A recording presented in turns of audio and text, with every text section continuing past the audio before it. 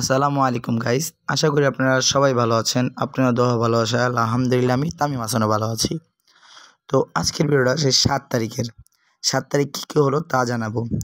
7 তারিখ ছিল এমন একটি দিন যে ফিলিস্তিনের বাসীর উপরে যে ইসরায়েল ওমানে হামলা চালাচ্ছিল তার প্রতিবাদে বাংলাদেশে নয় পুরো বিশ্ব সেদিন বিক্ষোভ মিছিলের ব্যবস্থা করেছিল। তা বাংলাদেশেও হয়েছিল।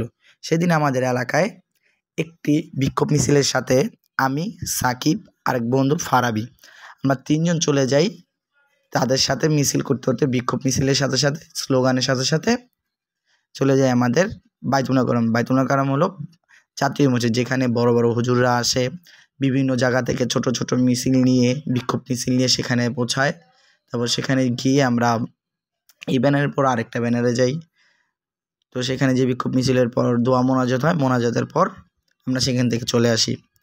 তো দোয়া মোনাজাত এবং বিক্ষোভ মিছিল করে কী লাভ, এখানে অনেকেই বলবে। তো তাদের জন্য বলা হচ্ছে, যদি বিক্ষোভ করে যদি তাদের কানে যদি পৌঁছায় যে না এই দেশ থেকে বিক্ষোভ হয়েছে আমাদের হয়ে, আর বাংলাদেশে অধিকাংশই দোকানে আপনারা ইসরায়েল পণ্য পাবেন।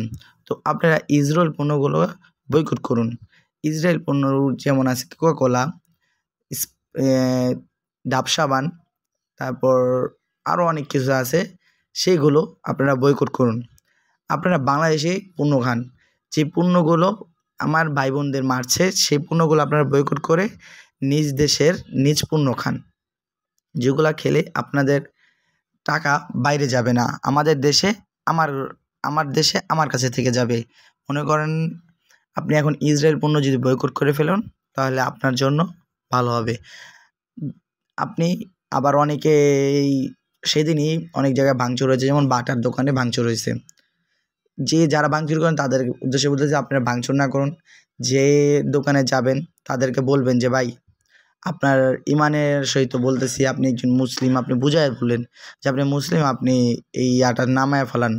যেমন কোকা-কোলা আমরা যে কোনো একটা দোকানে যা বলতে পারি, উনি কলম টাকা দিয়ে ব্যবসা করতেছে, ওনারা যা বলতে পারে যে ভাই আপনি যে কোকা-কোলাটা রাখছেন এটার কারণে দেখেন আমার ভাই বোন মারতেছে, আপনার থেকে বুলেটে টাকা পেয়ে, কথাটা বললে তিনি যদি মানে, যেমন কদমতলা বাসাবোর সাইটে 2টা দোকানে বলেছি যে ভাই এমন এমন, তারা নিজেরাই কোকা-কোলা তারপর কী পণ্য আমাদের থেকে জিজ্ঞেস করে তারা বাইরে ফেলে দিয়েছে। সেই দৃশ্যটা আমি ভিডিও করিনি, বলার সাথে সাথে যে এটা আমি ফালাইছি, না আমি এটা আর বেচবো না। তেমনি যদি 2-1টা দোকানদার এমনি আগায় আইসা যে আপনি সাজায় রাখছেন এটা নামায় ফেলান, আপনি যে ডিলার থেকে মাল নিয়েছেন সেই ডিলারকে ফোন দেন, ডিলার আইসা বললে আপনি তারে দিয়ে দেন যে ভাই আপনার পণ্য আমি বিক্রি করব না, আপনি নিয়ে যান, বললেই হয়ে যায়। তো আর কিছু বলার নাই, বেশি বেশি নামাজ পড়ে এই ফিলিস্তিনি মানুষের জন্য দোয়া করুন।